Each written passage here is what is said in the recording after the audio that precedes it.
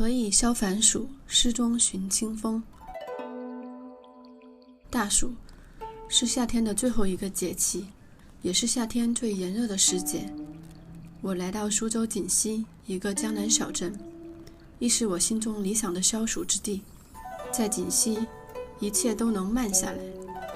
锦溪有2000多年的历史，镇里现存民居多为明清和民国时期的徽派建筑。2条大街构成了古镇的主要格局，沿街开满了店铺，编织着居民们的日常生活。不见高楼大厦，车水马龙，游人如织，只见青瓦白墙，飞檐斗角，朱漆蓝盾。漫步其中，心也会不由自主静下来几分。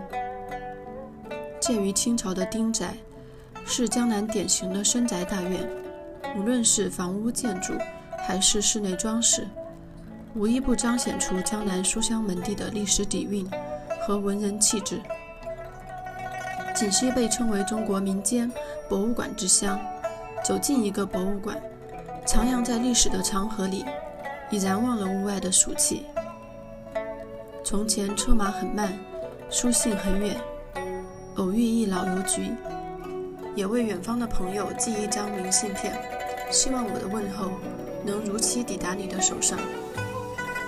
南宋孝宗的爱妃陈氏原本要随夫出征抗击金兵，却意外香消玉殒于此。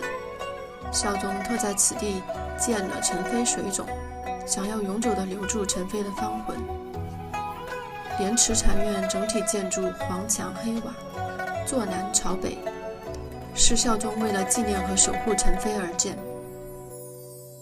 寺院玲珑俊秀，不失为今人探古寻幽之佳境。锦溪镇内共有古桥26座，这些建造于明清时期的桥梁苍岩斑驳，风格各异，虽然历经岁月风霜，但依然保持完整，保有着其独特的艺术价值和交通价值，世世在无声记载着那些被历史遗忘的点滴往事。在锦溪，一切都能凉下来。人谓苦夏热，我爱夏日长。在锦溪有太多消暑的方法。眼前无长物，窗下有清风。莲池禅院里有一茶室，在其中抚琴品茗，是避暑期的绝佳选择。西瓜甘甜爽口，消暑的首选水果，配上清凉的绿豆汤，再来一碗当地特有的奥灶面，暑气立马去了大半。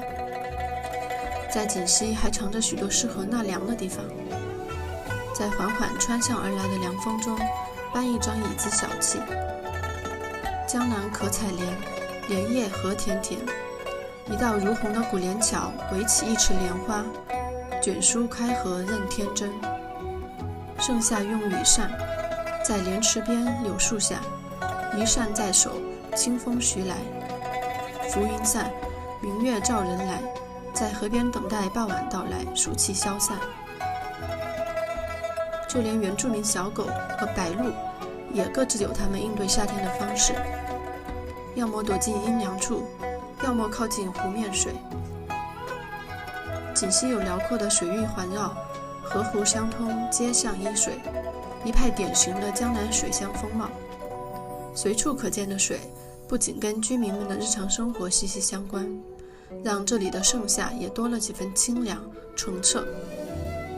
江南烟雨行舟，乘一艘乌篷船，在撑船人的方言小调中慢慢摇曳入画。温凉来自天地，酷热止于我心。无论你在哪里，祝愿你有诗有画，有清风有盛夏。